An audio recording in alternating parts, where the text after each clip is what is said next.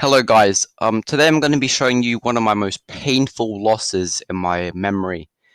Now this game was a very painful loss.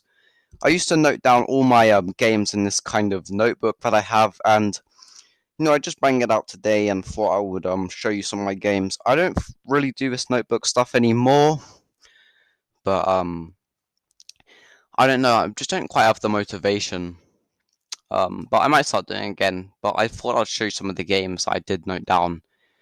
So, this game, yeah, I do have lots of painful losses in this notebook, and that's how I used to try and improve by, noting down my games, analyzing them, writing in the notebook, about the moves, and then improving. And it really did work. I do recommend this way of improving. So, let's start with the game. So, E4, you know, it's what I always play. I like semi-open positions, and I feel like E4 is the best way to go about it. E4, E6, it's the French defense. D4, D5, just the main line. Knight D2. There's obviously other moves you could play here. Like here, we could play the advance or the exchange.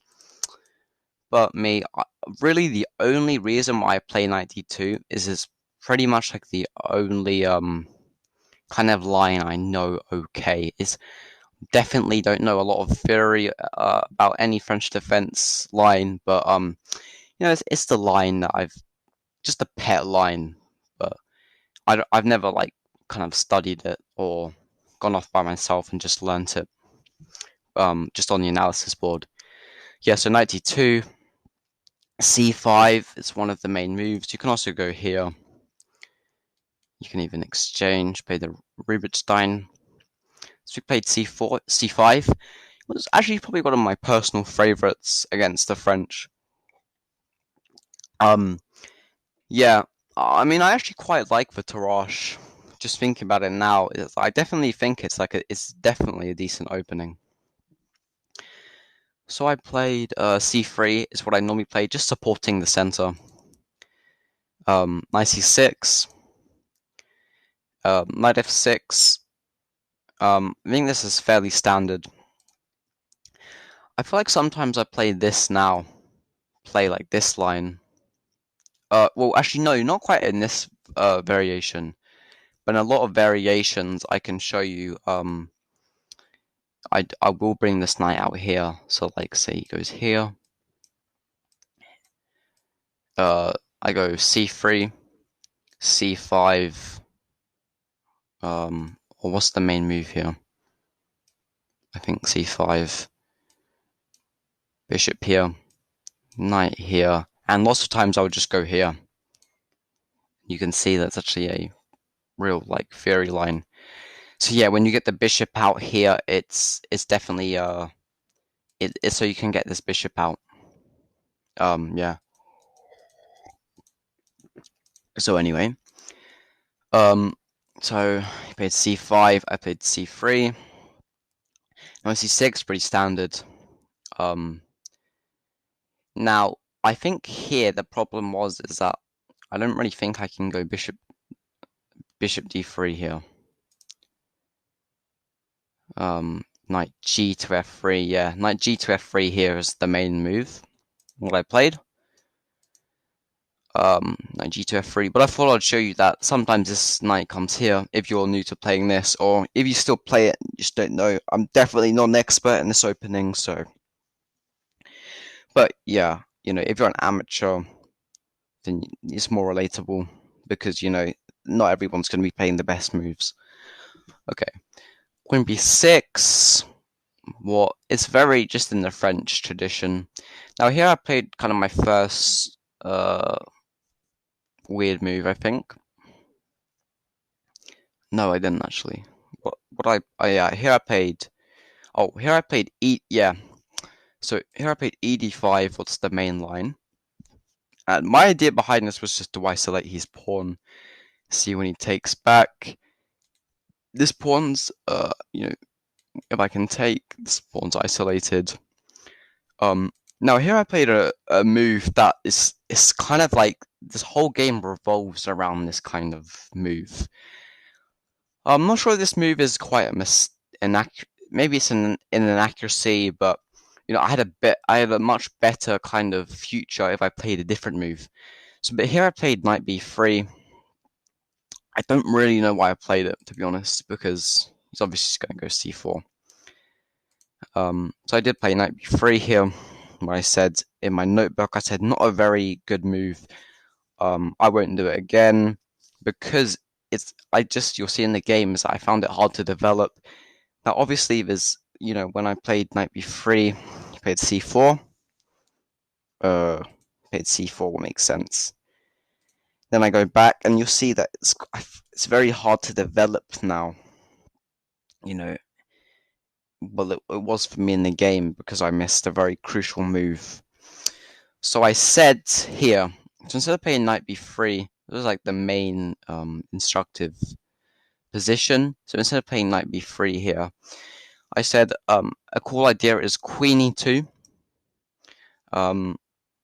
and just fear shadowing this bishop here, and then try moving this knight somewhere and opening up this bishop. Well, I think it's definitely a better way to go about the position. So I said and we fianchettoed the bishop because if we go knight b3, if we play knight b3, c4, it's hard to develop our pieces. And also, when we play knight b3 and there's pawns here, we can't play bishop d3. So it makes a lot of sense to put this bishop here. So I said a line could go queen e2, bishop e6, knight g5, and we're gonna win this bishop here. You can castle queen sides, and yeah, we can take, and I think it's better for white. So I didn't play queen e2, but that's an idea if you actually play the Tarrasch. I do think this position is fairly common. I definitely think one of you guys watching this who plays the Tarrasch would have seen a very similar position in your games. So yeah, queen e2 is a good idea, and it's also quite a common theme in the Tarrasch I've seen to go queen e2 and bishop g2. So I played knight b3, c4, knight d2, and here this is very kind of instructive, and a lot of you guys watching might think, oh, I'm not even I'm lower rated than you. I would have found this move, or I would have played it instantly, but for some reason in this game I just didn't play it. And so I played knight d2, and okay. So I played knight d2, played knight f6, what I think is fine. Yeah, it's probably one of the main candidate moves in this position. Yeah, so like I was saying, now I feel in this position there's a very kind of crucial move I didn't play. And it's very crucial. And you can pause the video and try and find it. Yeah, so you can pause the video. Okay, so the move is b3. Now, I didn't play this. In this game, I played bishop e2. What's just crazy, honestly, looking back. Just thinking, like, how much better of a position I could have had. Now, b3 is very important, I believe. A grandmaster could come along and say it's not, but, just practically speaking. So, b3. Now, the idea behind b3 is that we want to remove this pawn so we can develop this bishop, and then we can also take with our knight. This bishop comes alive. But so just look at this for example. So we go bishop here. Then we can it's very pleasant, and we do have this pawn here. It would be very easy to defend. So just look at this position now compared to bishop e2. Just compare it. It's terrible, honestly. It really is terrible. So when this pawn's here, and this is quite a common theme in chess, you can use it as a hook to open up your position. So especially when you're very cramped. So bishop e2, he played bishop f5. Um, Now I played castles. I said, now yet again, castles is just look at this position holding your head. Now look at b3. It's we just open up that whole position I just showed you. Take with the knight, play bishop d3, exchange this bishop. We can. This bishop comes alive. We can castle rook e1. The rook will have an open file as well. Yeah, so b3 is a very important move in this game. So b3. So yeah, it's just a very important move, and we're also attacking it 3 times. What means he's kind of limited in see his best move. Yeah, so cb3. Queen a5 he could play. In case of queen a5, play bishop b2, and it's very pleasant. So yeah, I play castles. He played queenside castle. Now look at my position. It's not great, but it has prospects. But I didn't find those prospects in the game, so it made it very bad. And that's the thing in chess, is that your position could be full of prospects, but if you're not kind of like trained enough, or you don't understand the position could just be terrible in your head, but it could actually be just full of opportunities. That's why you have to learn from your mistakes as well, because you learn stuff like that. So I said the reason castling is bad in my note. I said this move is not very impressive to the engine is because b3. Now b3, we also have open files towards his king. He's going to play king here, I would imagine. And we have open files, right? We can take with the knight, exchange this bishop when this pawn's gone, and put a rook here. And it's definitely more pleasant. It's not exactly like full on winning, but it's more pleasant. So here I played knight h4. What my idea was just to play here, maybe g3, knight here. It's kind of crazy. Knight g4. Now he played bishop g6 in the game. What kind of allowed me to take and take. He does get this open file, so it's still not great. But he should have gone bishop d6, and I would have been in a lot more pain. I would have had to waste this move, and maybe he can build up a kingside attack. Bishop d6. Yeah, and just run this pawn up, move the king, move this queen here. So yeah, he is definitely more pleasant for black. I think bishop b6. Yeah, I mean, it says white's better. It's probably equal, but b3. Yet again, I didn't play b3. So he played here. And I took thinking that I would develop my knight here just to kind of untangle, but as I said, there was a lot better ways to untangle. Also, when I move my knight here, maybe b3 is not supported so well. But yeah, so I played rook b1, makes no sense. I think my idea now, I thought in the game, oh, now I can finally play b3, but rook b1 to try and arrange the queen.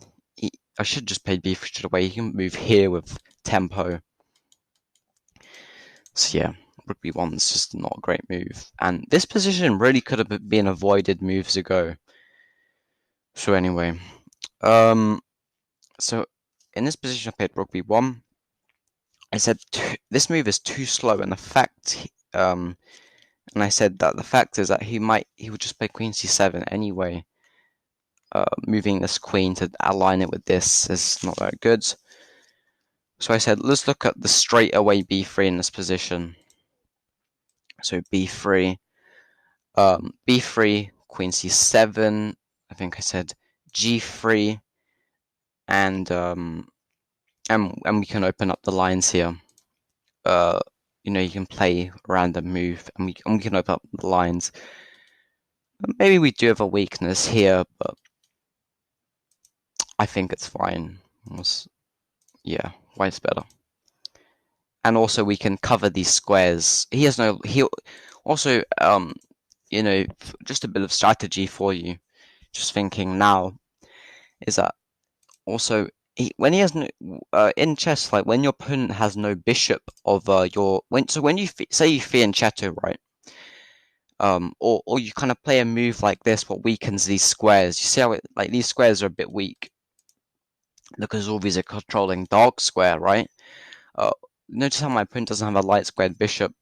Um, it it's he can't really exploit these squares so well. He can still exploit them with knights, but um, but when we also have this bishop, like if we didn't have this bishop, maybe it would have been a bit harder. But because we have this bishop, it makes it a lot better.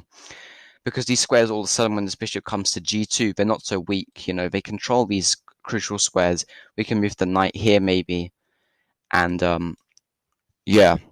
So yeah, just saying. Um, so it's lagging. So g3 and yeah, and that's what I was saying. That was like kind of like a little line that could have happened. But oh yeah, I also said bishop. I said b3. I said b3. Another line could have been bishop d6. H3. Um, Now we probably still could have gone g3 to blunt this bishop. But yeah, so b. Okay, whatever. But it's probably the same idea. Still works. Okay. Anyway, we didn't play b3 in the game. We played the stupid rook b1. Okay, so play queen c7, stepping out of the line of fire, also threatening mate in 1, makes perfect sense. Knight f6, knight f3. Now he played knight g4, what I really don't understand at all.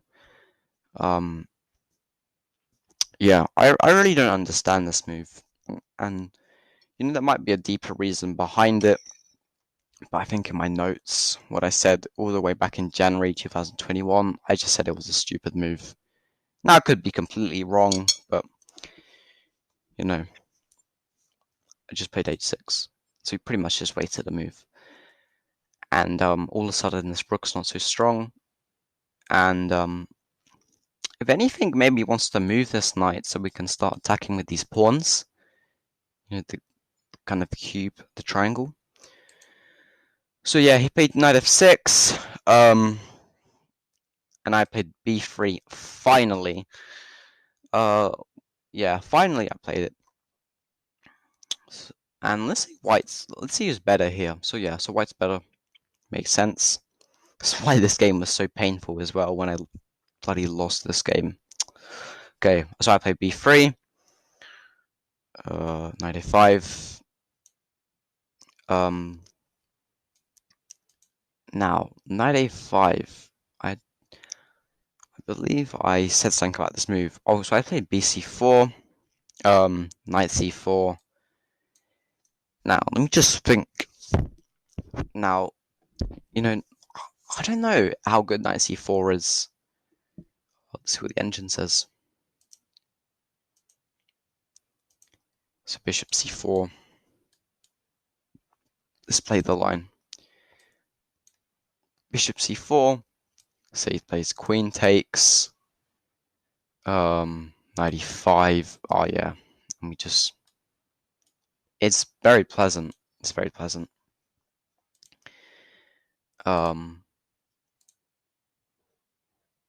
So play knight c4.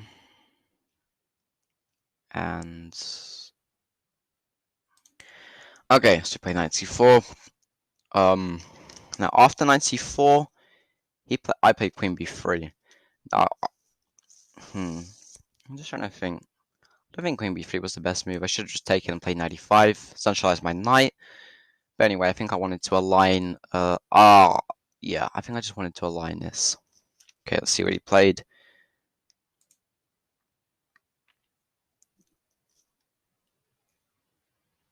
Oh, sorry. I actually made a note on queen b3.